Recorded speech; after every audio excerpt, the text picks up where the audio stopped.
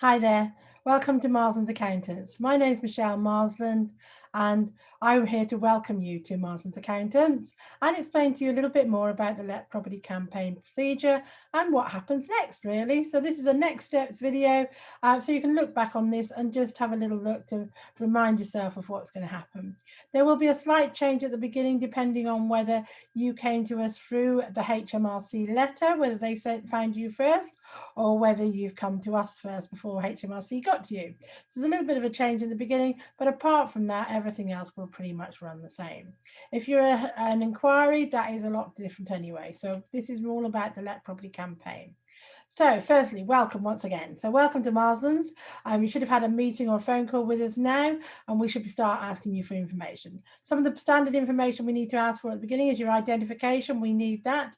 We ask you to set up a standing order as well over the next 3 months, just so that we're getting paid as we're doing some of the work. And then we'll be sending you a letter of engagement. The letter of engagement is our formal letter that basically backs up the verbal quote that we've given you. So that's what you can refer back to what you'll be paying us. We will also then need a form called the 64-8, which is HMRC's form. And that one basically means that we can talk to HMRC on your behalf. So that's a really important form. And we need that signed officially, properly on post, please. All right, so you have to post that back to us. We can't take an electronic version because HMRC don't accept them. You'll also be set up with a Smart Vault. So we have something called Smart Vault, and you'll be set up with your own Smart Vault account. And Chris will invite you to Smart Vault. And so there you can upload all of the files you'll need. Please don't send us lots of emails with all the files attached to it, because actually it just takes us so much more time to then put it into our system. If you put it into Smart Vault for us, then it can all be organized quite happily in there. And then when it's all ready for us, then you can send us an email saying it's already there. Because we realize when you're collecting so many years worth of information, there's a lot of information to upload. So yeah, so firstly, if you had the letter from HMRC, we have the first 30-day deadline, and the 30-day deadline basically means we've got to reply within that point.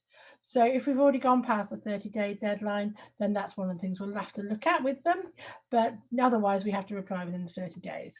If you never had a letter from HMRC, the first thing we're going to do after you sign the letter of engagement is get you registered with HMRC today. Okay, so that's one of the first things we do, either today or the next working day. That's one of the first things we do, because that stops the clock ticking on increased penalties. Okay, so that's the first DO1 form that we submit for you. And to do that, we'll need your name and national insurance number. So if you haven't given us everything else yet, make sure we've got your full name and national insurance number, please. Then what will happen then, within the next 1 to 2 weeks, you will get a letter from HMRC, from the Let Proudly campaign, saying thank you very much for registering. So once you've got that letter, that will give us our reference. All right, so we've got an LPC number that we need from you, and that's how HMRC will recognise that we're talking about you from here on in. Okay, so you'll get that letter, and that letter will say Marslands accountants have registered you, but we can't talk to them because we haven't done the 64-8 yet. That's because although they'll let us set it up electronically, they won't let us give the 64-8 signed yet until we've got the reference. All right, so don't worry, we are still acting for you. It's just a HMRC doesn't recognise that yet. So that's the first thing that happens. And when we get that letter, the date on that letter is really important, because that gives us 90 days from that date in which to get everything in. All right. If by any chance you registered yourself before you came to Marslands, that 90-day date might be a lot different. So we need to make sure we know that as soon as possible. Because if you've only got 28 days to do it in, we need to know that from the start. But I'm assuming from now that we're going on a 90-day, which is basically 3 months. All right. So we've got 3 months from when you get that initial letter to get everything done. So we'll explain to you in the office what we need, whether we're putting you on the software, depends on how many years you're doing, whether you're going on a spreadsheet or whether you're providing the invoices, and we're going to do everything for you. So we'll ask for that all to be uploaded into Smart Vault, please, and we'll ask that to be done in the next 2 to 4 weeks, as long as you're working on a 3-month turnaround deadline. All right. If your deadline's sooner, we ask for it sooner. All right. So we expect that in the next 2 to 4 weeks. And then with that information, we will put together a profit and loss account to come up with your net profit for tax purposes.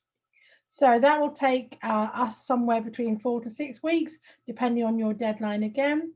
because we need to make sure that we do that correctly and within our working time frames as well. So we aim to do that in the next month, basically, maybe a little longer depending on how busy we are. All right, so we produce that. We produce them. We're using your P60s and other income. We then work out the tax that's due. Plus, on top of that, we work out the interest that's due, and those two things are not changeable because they're set in law. But then we work out what we think the penalties should be. So there are two types of penalties. There's a prompted penalty and the unprompted penalty, and that depends on whether HMRC found you or you went to them voluntarily. Okay, so with the penalties, we have some maneuverability on it, and until we've done everything, we don't make that decision with you anyway as to how much to offer HMRC, because the rules vary depending on how many years you owe, how much you owe. You know, the worse it is, you know, you've left it, the longer you've left it, the more likely you're going to have higher penalties, you know. So we discuss those penalties with you. We give you two options, all right, of what we think is the most reasonable to offer HMRC. One would be the lowest we think we can identify for you, and the other would be the highest that you should maybe pay if you just want them to go away. Sometimes the difference between those two figures can be just a couple of £100, and so some clients just say, just pay the higher amount. I just want this all finished now. But for other people, that can be lots of thousands of pounds. So that's why we give you the two options of what we think is best for you. All right, and that can only be told to you once we've got the tax and interest and everything else sorted out. So we then ask you to pay us, and also we are agreeing a date with you of what day you're going to pay HMRC. Normally this is around the 3-month mark, all right, because we think it's best to not tell you how much tax to pay at the beginning as an estimate, because until we've done the figures, you've waited sometimes 10-15 years for not declaring the rental properties. So I think another 3 months at that point worth of interest is probably not a big price to pay the right amount.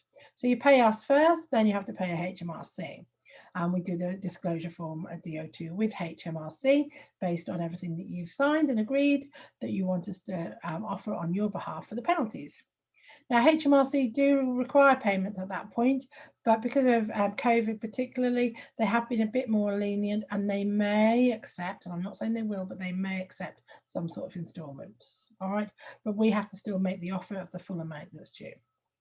So then the new clock starts ticking. So that was the first 90 days. So that's 3 months from your first letter that we submitted on your behalf. And then we've got another 3 months potentially to come. So HMRC normally send out a letter saying, thank you very much for doing the second disclosure. We will be in touch within 90 days. Okay, so we've got another 3 months from now in which to wait for them.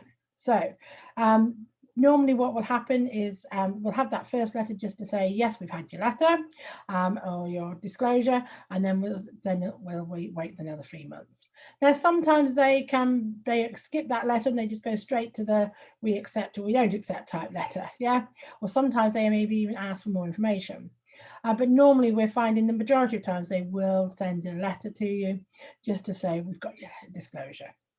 So in this 3-month period, it's a waiting game, really, at this point. All right, we've done what we can. We've got you up to date. We've given you an idea for how much to pay. You've paid it, hopefully, and then we just got to wait. So there's 3 types of letter we normally see. One is just a straight acceptance and say, thank you very much, and we accept everything. 2 is actually we'd like some more information. Sometimes this information can be really simple, all right? But it depends on your case, all right? So sometimes they may have some other information on you that they just can't match up, or often it can be a silly little thing, so don't worry about it. But sometimes we get rejection letters as well. Now, the rejection letters can be quite funny sometimes because, touch wood, so far, most of the rejection letters we've had is because HMRC have got it wrong. All right, so I'm not saying they always get it wrong, but most it has been. The last one we had is that they calculated that there was the interest should be included on this person's personal income as well, but it shouldn't be because the rules are different now. So they actually got the whole calculation wrong, so we had to send them our calculation. So don't panic if you do get a rejection letter, because they do happen. All right, so so that's a brief summary of what happens between now, when you've appointed Marslands accountants, and then, which is probably at some point in the next 6 months, this should be finalised. This is assuming you've gone on the Let Property campaign, because tax inquiries, if you didn't go on the Let Property campaign, can be different. And what I would really ask of you now, please, if you got this far in the video, is just please make sure you do your annual tax return on time every year before the end of January if you want to do it electronically, or before the end of December if you want it coded out. So yes, please do that on time, because you've gone to all this effort now to get up to date. So it'd be really great to keep you up to date. And if you're still a Marslands client at this point, we will be hounding you to make sure you do get us that information. So thank you very much for listening. Time to shine.